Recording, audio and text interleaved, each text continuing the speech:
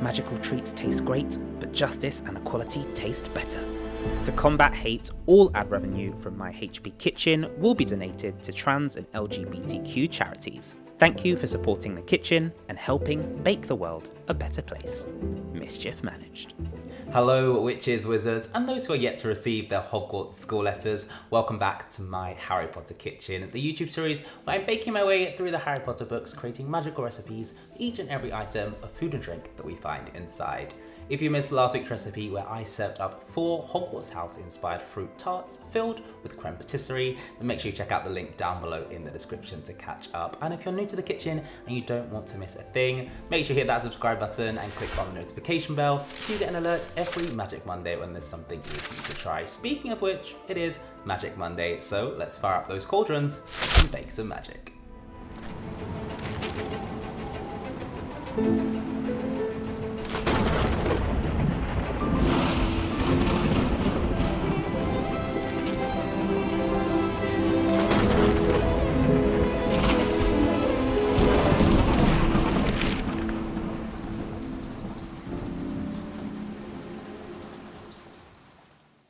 This week's recipe can also be found in Chapter 10 of the Prisoner of Azkaban, The Marauder's Map, where we see Mum and Dad would really love those tooth-flossing string mints. Apologies in advance to any dentist watching. Tooth-flossing string mints. I won't lie, this recipe did stump me a little bit because I wanted to come up with something that acts like tooth floss, but is also edible. And it was a bit of a tricky balance. My first idea was to create spun sugar, which is super thin, just like tooth floss, but the issue was that it clumped together, and as soon as it touches any moisture, like the moisture in your mouth, it melts. So I went back to the drawing board, and instead I'm bringing you these string mint spirals, or spun sugar from flavoured caramel. These are a much better size to hold in your hands, and you could probably use them to pick your teeth, although your dentist definitely wouldn't recommend it. First up, I'm going to show you how to make your caramel. Caramel for spun sugar is super easy to make. All you need to do is add your sugar into a pan along with your water. I'm also adding in liquid glucose to help prevent sugar crystals from forming and to give our caramel some elasticity. Turn the heat up and gently swirl the mixture until all of the sugar has dissolved. At this point, you want to begin brushing the edges with water whenever you see some crystallization forming. This will help melt any of those sugar crystals away. Keep on swirling to make sure you get an even cook. Once your caramel is a light amber gold colour, you can remove it from the heat, as you're good to go and you don't want it to burn. Now you could spin this caramel straight away, but because we're making string mints, I'm going to flavour mine with some peppermint extract, and that means as soon as the spirals start to melt in your mouth, they'll leave you with a wonderful minty breath, and that's just what your dentist would want, right? Pour your peppermint essence into the caramel and stir through. Don't worry if you notice some smoke coming from the caramel. This is the water from the flavouring evaporating. Just stir it through and enjoy the smell.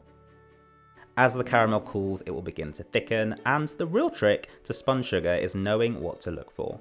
First, I'm going to cover my circular tools with oil to prevent them from sticking. I'm using the end of a whisk, palette knife, and wooden spoon. If the caramel is too thin, it will just run off the tool, but if it's too thick, it won't fall enough to wrap around. The great news is that the caramel can be reheated until it softens and melts, so keep on trying, and when it doesn't work, just return it to the heat and try again. Once you've mastered it, you'll have a thick enough consistency that it will fall into a slow stream. Wrap it around the ends of the tool and then use the tension to keep on twisting around to form your spiral. Once you're happy with the shape, place it down onto some baking paper and allow it to cool. While it's still slightly malleable, you want to twist it slightly to loosen the spiral and then slide it off. And remember, don't worry if they break. You'll either have yourself some small mini mints or some scraps which you can put back into the pan. This is definitely a little bit of trial and error, but with some patience and practice, you'll be left with a range of string mints in no time, which you can eat on their own or use as decorations on cakes, tarts, and so much more.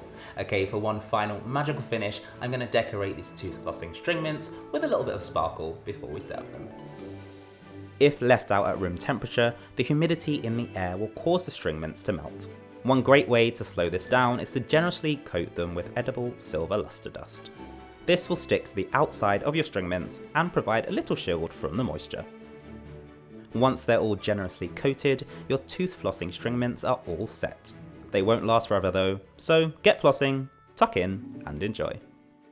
So there you go, a fun, minty sweet and decoration inspired by tooth flossing string mints. Even though 0 out of 10 dentists would actually recommend using this as floss, I hope you enjoyed the video. If you did, make sure you give it a thumbs up. It really helps new witches and wizards find our recipes. Then hit that subscribe button and click on the notification bell so you get an alert every Magic Monday when there's something new for you to try. I'm off to not call my dentist, so I'll see you next time.